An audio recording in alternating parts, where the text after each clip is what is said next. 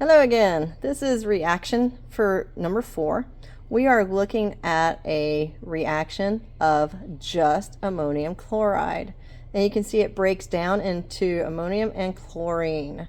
So that is the reaction. If you want to watch it again, you can on the YouTube. It says, in this reaction, the acetic acid is acting as a solvent, which means we're just dissolving the ammonium chloride in it. The acetic acid is not involved in the reaction, so it's not written into the equation, and so therefore it's not one of the reactants, so it should not be in any of my answers. This says mix 10 milliliters of acetic acid, and acetic acid is just vinegar. So I have mixed that and poured into a clean test tube, so I'm going to do that now. So it's poured in. And then it says mix 3 grams of the ammonium chloride. And I had 3 grams, and it's gone down due to the air and everything. So it's 3 grams of the ammonium chloride, and you can describe what the ammonium chloride looks like for number 3. It's a white, solid, and it's like a granular substance. And then it says we're going to mix 3 grams of this into the same test tube. The acetic acid, again, that I'm pouring this powder in is not part of the reaction, but it's used as a catalyst to help the reaction occur in the first place.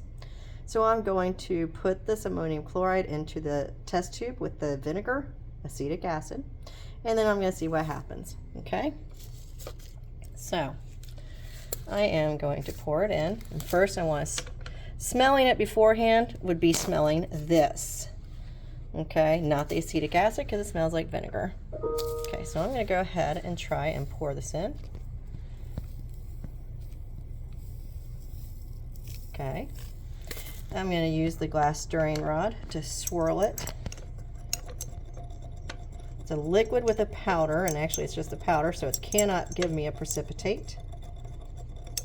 I don't see light, I don't see bubbles, I don't see a lot of stuff happening. A lot of my indicators are not happening.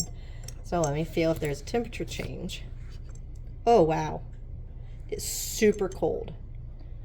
So the ammonium chloride needed the acetic acid to help start breaking it down into its separate components of ammonia and chlorine.